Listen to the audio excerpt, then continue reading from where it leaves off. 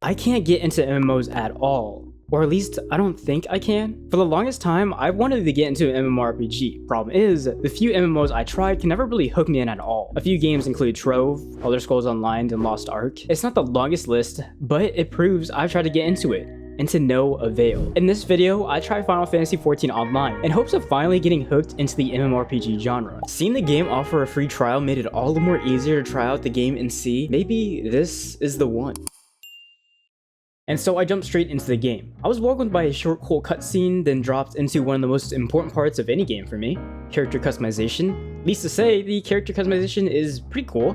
There are a bunch of different races to choose from, by the way. You even have the ability to mess with specific parts of your appearance through sliders. This is what I came up with, and looking back on it now, I look very edgy. Jesus. After finalizing my character's appearance, it was time for me to pick a class. I decided to play as a tank since some of my friends accompanying me on this journey would play as other classes, like healer or DPS. I'm not usually a tank player when it comes to trying out MMOs, but we'll see how it goes. With finalizing my class complete, I thought I had completely finished character creation. Turns out I was wrong, and I needed a name for my character. I gave her a name real fast, which was not fast. It actually took like 5 minutes, and now it was finally time for me to try the game out. Or so I thought. Turns out there was another cutscene, this time featuring my newly made character. I'm shaking, dude.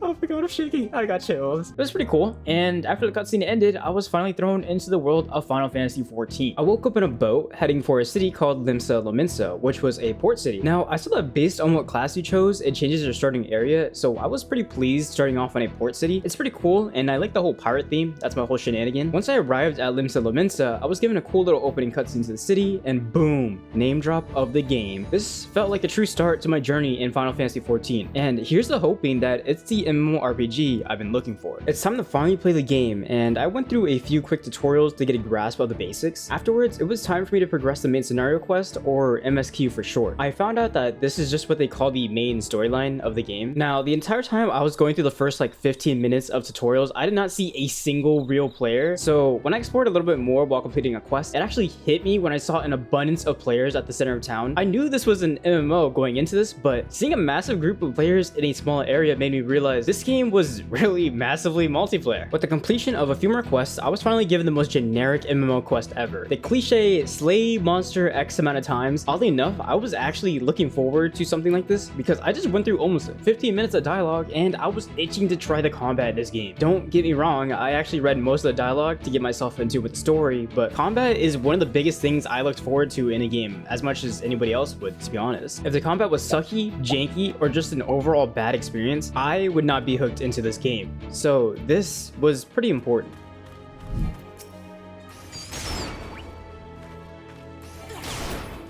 Awesome. I mean, the combat isn't anything insane, but it does the job. It doesn't feel awful, so that's a plus. While experiencing the combat though, I was actually a little bit more excited for the hotbar. The fact that there's so many slots empty on there tells me that I'll unlock a ton of new abilities and attacks. So I was genuinely looking forward to that. I mean, look, while I was fighting stuff, I unlocked a new ability and it opened up combos to me. The combos were pretty easy to grasp. Basically, I would use one ability and then follow up with another ability to do more damage. It gives a little more depth to the combat, so that's pretty exciting. I mess with it. Fast forward a bit, after completing a few quests tied to the main story, I experienced my first cutscene with voice acting. I beg your pardon.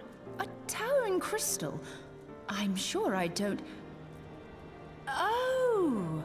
It might not sound the worst in this clip, but just know, in some cutscenes I didn't record, it was pretty bad. At least to say, I've definitely heard way better voice acting, but I'll cut the game some slack since it is pretty old. Now, everything I just went over was my first 3 hours of playtime. Gotta say, first impressions so far, I am really enjoying this game. There are a ton of things I'm finding enjoyable about this MMO, so much so that I am now pretty deep into it. Deep as in like maybe roughly 100 hours of playtime. I know, crazy, but what part of the game made me put in these hours? Let's start with the first main storyline of the game, which is an expansion called A Realm Reborn. I am a big story person, so if the story is an absolute slog, I would not enjoy my experience at all. Luckily, it's not a slog. Final Fantasy XIV's story is pretty enjoyable so far, and I think it has solid writing. There are a few times I question parts of the writing, along with the delivery of voice acting especially. A lot of the voice acting was pretty bad, actually, and sometimes would weaken the delivery of crucial cutscenes important to the story. But despite the voice acting being pretty bad, the story still managed to hold through for me. It actually actually hooked me in quite a bit, and I read pretty much all of the dialogue relating to the main storyline. So I do know what's happening in the story. Now, as you progress through the story, you come across mandatory dungeons that you can complete with other players. This was something I was extremely excited for because one of the main selling points of an MMO to me was completing group content with friends. If you recall, I am doing a free trial of the game, and that comes with its own restrictions, unfortunately. One of the restrictions is that you are actually not allowed to add friends during the free trial, and that basically means you wouldn't be able to make a party with your friends to do dungeons together. Luckily, my brother, who plays the game quite a bit, had a paid subscription, and he can add us as friends, so that way we could tackle dungeons together. So we had a little workaround for that restriction. Clearing dungeons with friends is some of the most fun I've ever had in this game. I love running through these dungeons and then just killing every monster and opening every chest ever. It's actually amazing. What makes clearing dungeons all the funner is the fact that we're all different classes. Tank has to draw aggro from monsters, DPS have to kill the monsters, and the healer just keeps everyone alive. I love this holy trinity because it places emphasis on how significant it is to have people play different classes. It's definitely mandatory in a sense anyways, because the dungeons I've experienced so far need 1 tank, 2 DPS, and 1 healer in order to even challenge it. Let's talk about the bosses of these dungeons. A lot of the bosses I encountered after a few hours of playtime also have cool gimmicks to play around. Big telegraphed attacks that do tons of damage and different mechanics, like where the boss will only target the tank with an absolute nuke, makes the roll system even funner. Surprisingly, playing as a tank is so fun. I actually didn't think I'd like it too much. That's mostly because I'm usually a DPS player, but being proactive and trying to support the team was so fulfilling. I also feel like it's one of the more active roles, so I always have this weird pressure on me to aggro monsters during dungeons so my support or DPS don't get hit by them. Speaking of dungeons, since my main party consisted of 3 members and the mandatory standard in dungeons was 4 members, we would always have another real player joining us. Man, people in this game are so nice and encouraging. I'm so used to toxic gaming environments that playing Final Fantasy XIV really just gave me a breath of fresh air with their community. People in this game are so welcoming and nice and will often greet you when a dungeon starts. After the dungeon is completed, they'll also say departing kind messages. I love it. It's so nice, so wholesome. With such a large community, you see a lot of players with nice outfits on. Gotta say, the cosmetics in this game are so cool and don't look wonky for the most part, and that really mattered to me. I mean, who wants to walk around looking like an absolute moron? Not me. And cosmetics mean a lot to me because I love making my character look clean at all times. My character in a cutscene gotta look good. My character fighting random monsters gotta look good. If my character looks lame and is wearing gear that just looks like an amalgamation of the worst armor ever made, I do not want it. That was one of my goals going into this game, was to look cool as hell. The game definitely delivers on that, with some outfits ranging from literal streetwear to insane armor pieces, and I love the variety of it. Unfortunately, it is kind of hard to get your hands on cool looking cosmetics, or at least at the point I am in the game, so I just had to settle with my race armor, which to be fair still looks pretty nice to me. Mounts are also a big part of the game, and I am counting them as cosmetics because you can get a bunch of them. So far, I only have 2, which is the default Chocobo you get and an Halloween style mount I picked up during an event. I have seen a bunch of different mounts the game has to offer, and I have never been more envious to have these, like genuinely. With a solid storyline, enjoyable group content, welcoming community, and cool ass cosmetics, Final Fantasy XIV has most certainly hooked me in. This turned out to be the MMO I sunk the most amount of hours in so far, and I'm excited to see how many more hours of playtime I'll end up putting in. I'll probably end up retiring the free trial after getting my full use of it and buying a subscription. Speaking of the free trial, there is such a massive amount of content for literally no cost, so I really insist you give it a try. And if you don't like it, it's not like you lost any money anyways. The restrictions do kind of suck though. So you know what? I really can get into MMOs, or at least this one. This one is